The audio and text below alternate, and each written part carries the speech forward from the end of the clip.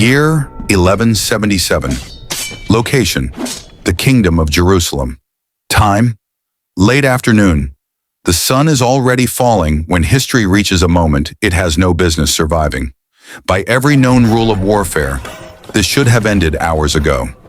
In the dry, dust-choked plains near Montcusar, fewer than 500 mounted knights, exhausted, ill-prepared, and outnumbered beyond comprehension, stand facing an army so vast it darkens the horizon. Tens of thousands of Muslim soldiers, cavalry, infantry, veterans of conquest, warriors who have crushed cities and shattered kingdoms. And at the center of this impossible stand is a king who should not even be alive. Baldwin IV of Jerusalem, 16 years old, dying of leprosy. His hands are numb, his face is scarred, his body is failing him cell by cell. And yet he does not retreat. History insists this should have ended here. The situation: no commander would accept Saladin, already feared, already victorious, has done everything correctly. His army is enormous. His supply lines are intact. His enemy is fractured, divided, and weak. The Kingdom of Jerusalem is bleeding from years of war.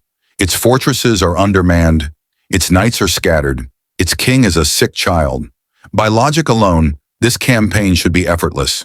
Saladin believes the Crusader state is already dead.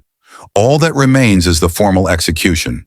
So he advances west, confident, unhurried toward Ascalon, looting, burning, dismantling resistance as he goes.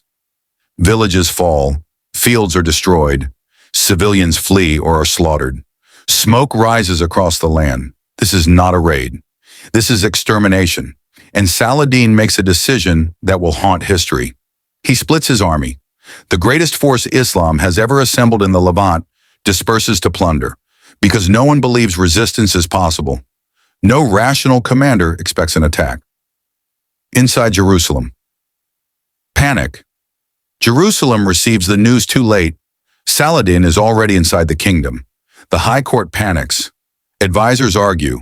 Knights scramble. Messengers ride themselves to death. There is no time to gather the full army. No time to wait for reinforcements. No time to negotiate. If Jerusalem falls, Europe itself is exposed. There is no second line of defense. Baldwin IV listens. Then he makes a decision that defies every principle of survival.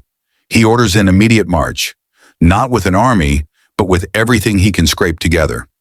Roughly 375 knights supported by infantry and militia, bringing the total to perhaps 500 men against 30,000. This is not bravery. This is madness. The king who should not ride Baldwin cannot feel his hands on the reins. Leprosy has stolen his nerves. His fingers burn and freeze at the same time. He bleeds without knowing it. Pain arrives late, if it arrives at all. Every physician has warned him. Riding may kill him. He mounts anyway.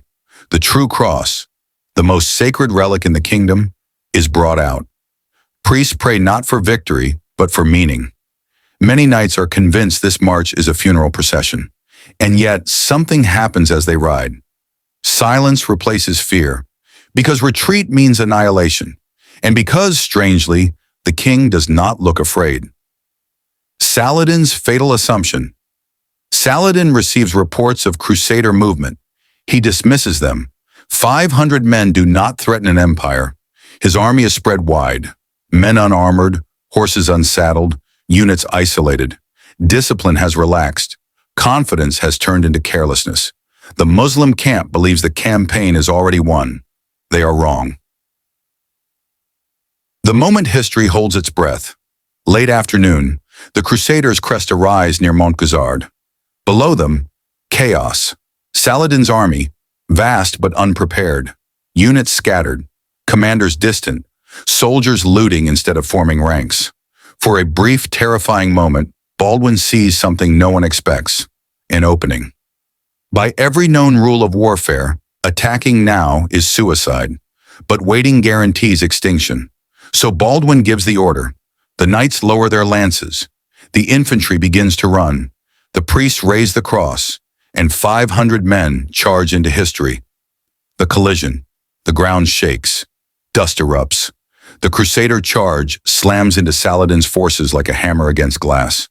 Muslim soldiers, unarmored, scattered, are crushed before formations can be raised.